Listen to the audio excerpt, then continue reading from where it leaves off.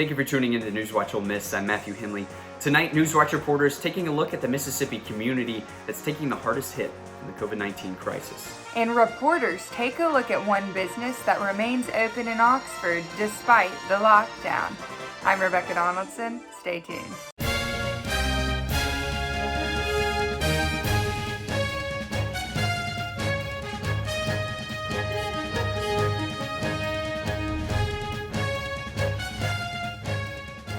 Breaking down the number of COVID-19 deaths by race, the results are startling. As the virus continues ripping across the state and the nation, Black communities facing disproportionately high infection and death rates, including here in Mississippi. Tonight, DeAndrea Turner asking the experts why this is the case. Streets empty, businesses close, as the people in Oxford, like many others across the country, continue to stay home. But for those deemed essential workers, like Latasha Burton, staying at home is not an option. And it's scary. I'm the breadwinner. I have to be the one that, take the risk. Because if I don't, I won't be able to feed my children. Data from the Mississippi Department of Health shows that the coronavirus is disproportionately killing the Black community with over 70% of deaths. African Americans only make up less than 40% of the state's population. We're also seeing more than 50% of the deaths occurring in African Americans. This is troubling, obviously. If history is our teacher, then the most vulnerable continues to bear the brunt of this virus. The fact that we don't have equal access to these services, we don't have equal access to affordable care, we don't get the same response when we walk into a doctor's office or an emergency room that white people do. It explains the reason that we are sicker overall and that we are sicker in this particular case with this virus. He believes the only way things will change is to include the ones who are affected in the decision making. It's not just about whether you have an MD or a PhD.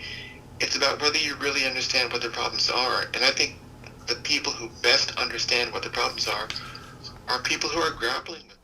People like Burton are still going to work. She wears protective gear like this every day as she faces the uncertainty of the virus just to provide for her family. Us to have to go out here every day and the not knowing is it's hard by itself. Grocery stores, of course, remaining open during this pandemic as essential businesses, but for some in Mississippi, there aren't even any grocery stores in the first place. Here's DeAndrea Turner taking a look at the situation in Marks, Mississippi, where its 1,500 residents have no fresh food stores within 20 miles. Helen Stewart wishes her fridge was better stocked, but that's not always possible in Marks, Mississippi. It's like we're going down instead of up. Stewart says there are no grocery stores nearby. I would say we had more family dinners going on when the store was there. Marks is in Whitman County, and that's where Ole Miss PhD student Kimberly Gordon is researching the connection between the access to food and health.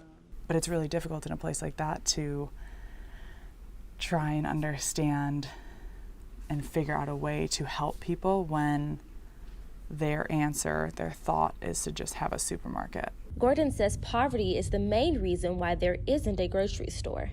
Someone that owns a business, you're going to look at whether or not you'll be profitable, because in the end, even if your goal is to help people, you can't help people if you don't stay in business. And if you're selling foods and people aren't buying them, then you're not going to stay in business. There are about 1,500 people in Marks, and 30% live below the poverty level.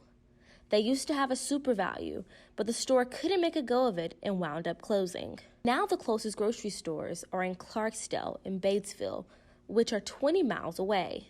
And Helen, like many others, doesn't have a car. So it's difficult trying to get to areas. For now, people in Marks must rely on a Dollar General and fast food restaurants. I really prefer fresh vegetables, but since we have no store, try to get frozen stuff. The closest thing to a grocery store for people in Marks is a food pantry. But Gordon says even the pantry has limited options. And there's no fresh fruits or vegetables. Still, she says as many as 800 people need the pantry. And that's a lot of people that are relying on food in a box once every 2 months. Gordon says the issue is more complex than simply giving people access to healthier foods. There's a lot of interplay between culture and income and race and nutrition. It's all kind of this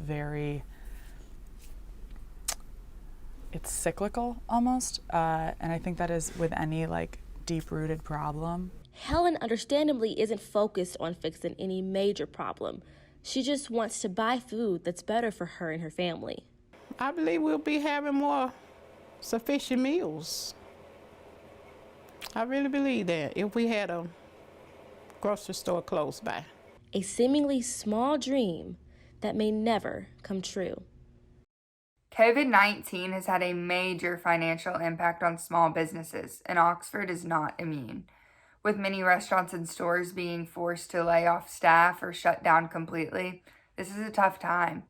The NewsWatch reporter Annie Sharp shows us that some business owners are trying to handle it with humor and concern for their customers. Oxford is not immune to the financial impacts of COVID-19, but Brian Spillman, the owner of Cups, is trying to stay positive. Necessity inspires creativity.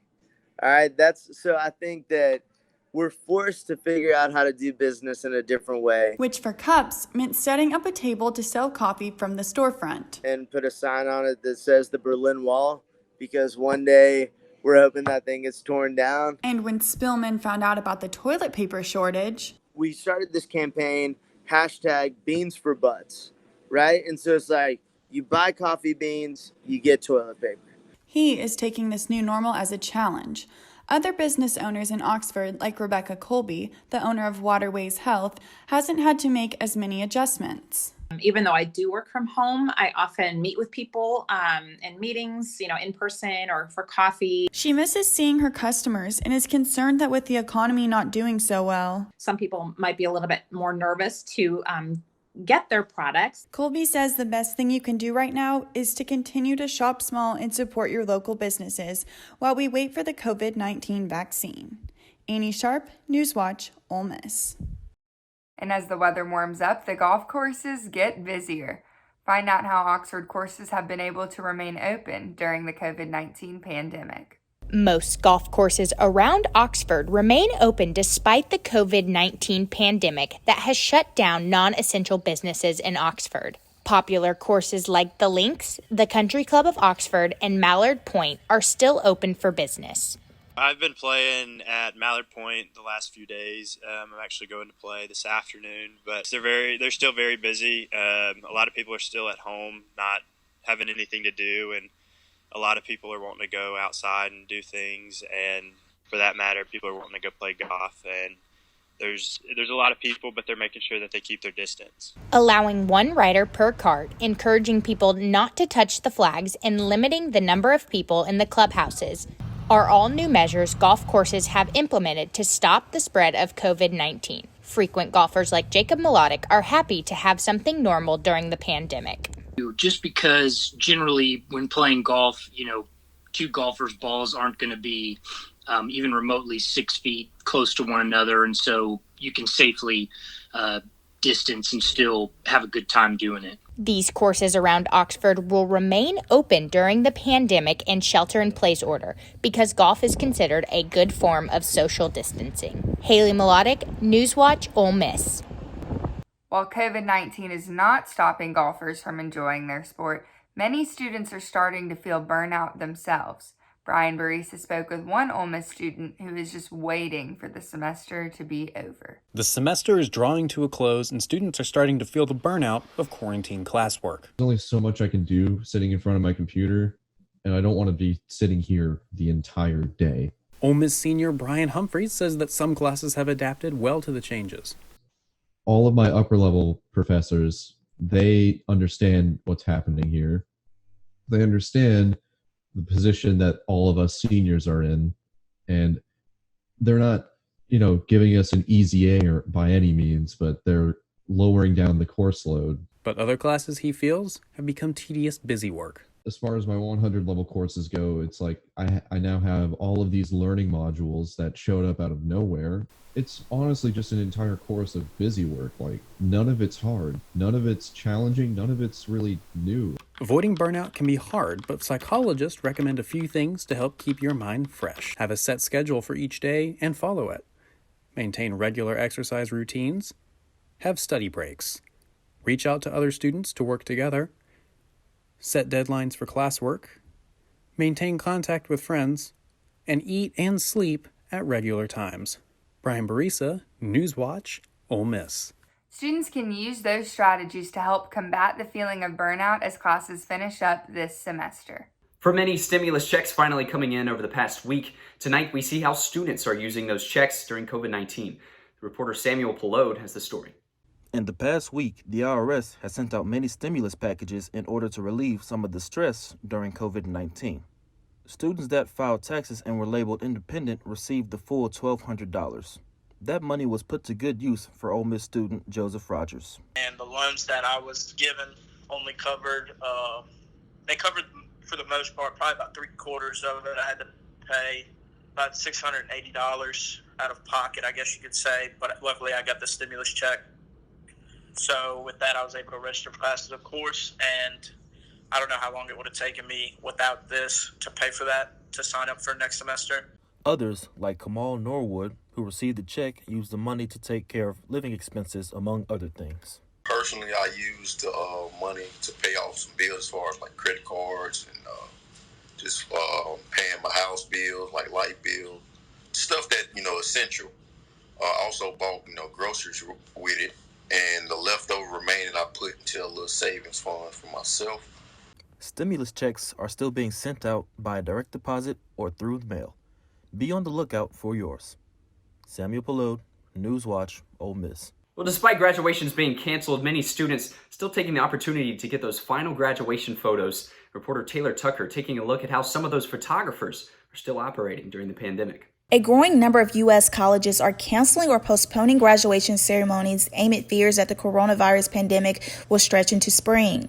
But for many photographers, graduation postponement shouldn't stop seniors from celebrating their moment. These pictures are meant to be a celebration. If students can't have their graduation, I think at least, having a graduation pictures can add some sort of, comfort and serve as a reminder that they have completed college. As students on other campuses await decisions about graduation ceremonies, others are taking advantage of these uncertain times and adding creativity to their graduation shoots. A student at ETSU and a student at Southeastern University both took their graduation pictures with a mask, gloves, and a graduation gown. I would still encourage students to still take pictures. Photographers like me, of course we're not going to stop encouraging people to take them. We're going to at least, take precautionary measures and just make sure that these pictures still represent the successful completion of college. Oxford, Mississippi has over 20 photography businesses, with some still open for business during this pandemic. Reporting, Taylor Tucker, NewsWatch Ole Miss. Thanks for watching. And be sure to tune in next week for more from Oxford and beyond. For NewsWatch Ole Miss, I'm Matthew. I'm Rebecca Donaldson. Be sure to follow us on Twitter at NewsWatch_UM and on Instagram at NewsWatch Ole Miss. Thank you for watching and stay safe out there.